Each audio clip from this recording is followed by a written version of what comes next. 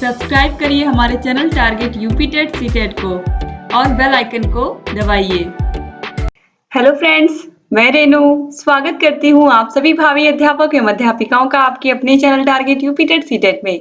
दोस्तों, आज के इस वीडियो में हम पढ़ने वाले हैं सामाजिक विषय के अंतर्गत जो आपका चैप्टर नंबर 3 है, इस्लाम एवं सल्तनत कालीन भारत।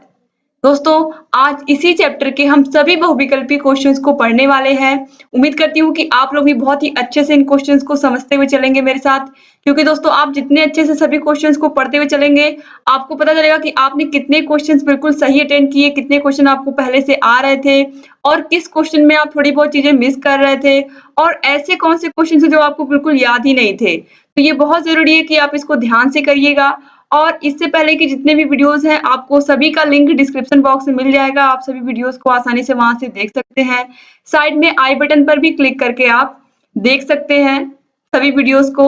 तो चलते हैं, स्टार्ट करते हैं यहाँ पर हम बहुविकल्पी क्वेश्चंस की सीरीज में। देखिए, पहला क्वेश्चन है, हजरत मोहम्मद साहब का जन्म कब हुआ था? दोस्तों ऑप्शंस हैं 500 ईस्वी, 570 ईस्वी, 600 ईस्वी या फिर कोई नहीं। दोस्तों राइट आंसर यहाँ पर है ऑप्शन बी 570 ईस्वी, यानी कि 570 ईस्वी में हजरत मोहम्मद साहब का जन्म हुआ था। क्वेश्चन नंबर 2 है, हिजरी संवत का प्रारंभ कब से माना जाता है?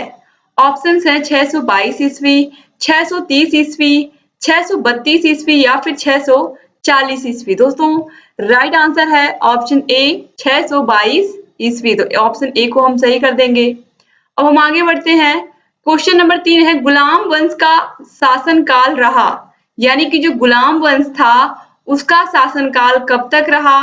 ऑप्शंस हैं 1290 से 1320, 1414 से 1450 ईस्वी, 1206 से 1290 ईस्वी या फिर कोई नहीं। दोस्तों राइट आंसर है 1206 से लेकर के 1290 ईस्वी तक, यानी कि ऑप्शन सी बिल्कुल सही है। इसके बाद क्वेश्चन नंबर 4 है, 2.5 दिन का झोपड़ा किसने बनवाया था? दोस्तों 2.5 दिन का झोपड़ा बनवाया था कुतुबुद्दीन ऐबक ने। तो ऑप्शन डी जो है ये बिल्कुल सही है।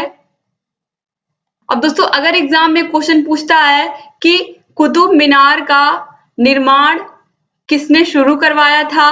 दोस्तों कुतुब मीनार का निर्माण शुरू करवाया था कुतुबुद्दीन ऐबक ने, लेकिन कुतुबुद्दीन उसको पूरा नहीं करवा पाया था। तो उसको पूरा किसने करवाया था? कभी कभी क्वेश्चन इस तरीके से पूछता है कि कुतुब मीनार का निर्माण कार्य पूरा किसने करवाया था? तो दोस्तों पूरा करवाया था इल्तुतमिश ने।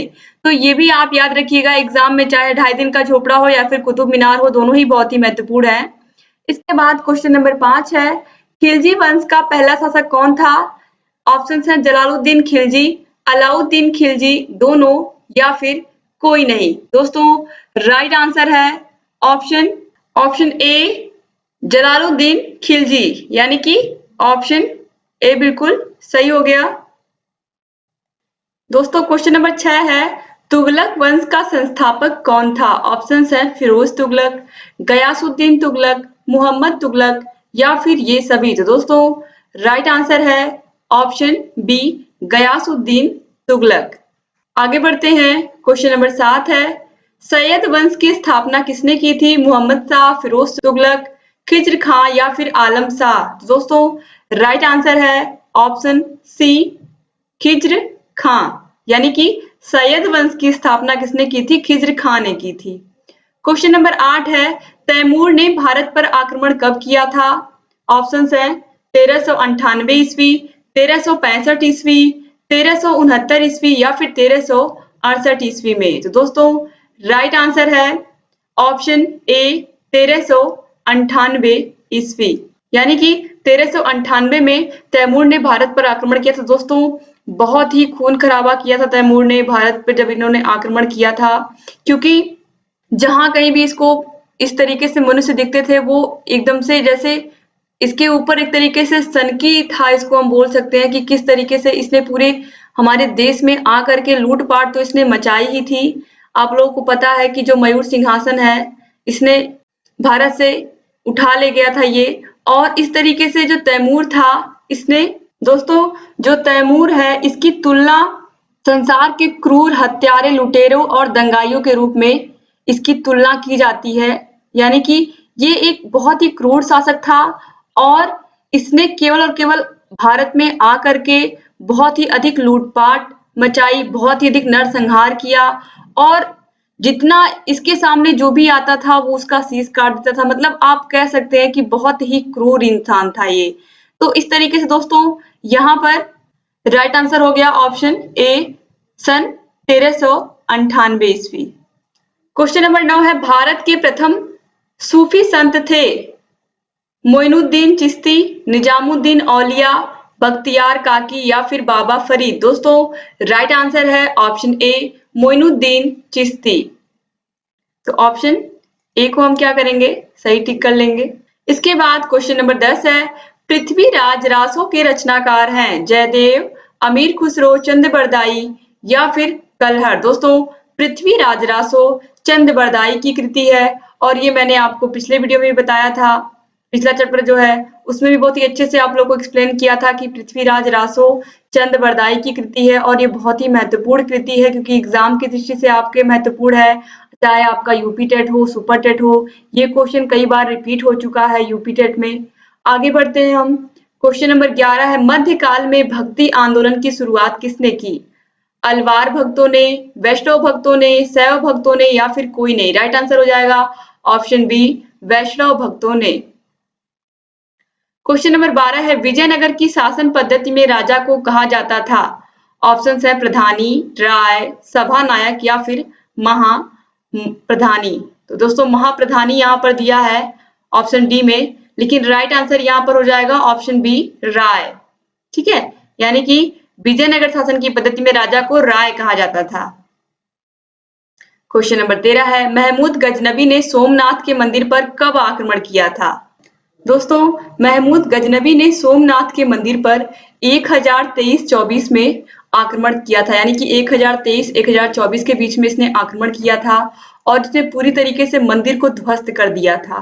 ठीक है, और दोस्तों ये इसका 16वां आक्रमण था भारत पर। इसने टोटल 17 आक्रमण किए थे हमारे देश पर और 16वां आक्रमण इसने सोमनाथ मंदिर पर किया था और बहुत ही ज्यादा इसने धन की लूटपाट की थी और बहुत सारे हिंदुओं ने भी अपनी जान गंवा दी थी उस मंदिर की रक्षा में। लेकिन जो महमूद गजनबी था इसने बहुत ही अधिक खून खराबा किया और बहुत ही अधिक लूटपाट की। आप सभी लोगों को पता है कि हमारा देश पहले सोने की चिड़िया कहलाता था, हमारे देश में बहुत धन संपत्ति थी, बहुत ही अधिक सोना था और कहीं ना कहीं इसी की वजह से यहाँ पर लगातार लुटेरे आते रहे। अभी मैंने आपको तैमूर के बारे में बताया था, अभी आप महमूद गजनबी के बारे में देख रहे हो, तो आप देख रहे हो कि किस तरीके से लोग लालच में हमारे देश में आते थे और यहाँ से अपार धन संपत्ति लूट करके फिर वापस चले जाते थे।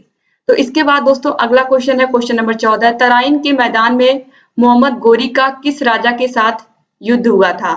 जयपाल, जयचंद, आनंदपाल या फिर पृथ्वीराज चौहान। दोस्तों तराइन के मैदान में मोहम्मद गोरी के साथ पृथ्वीराज चौहान ने युद्ध लड़ा था। तो ऑप्शन डी जो है ये बिल्कुल सही है।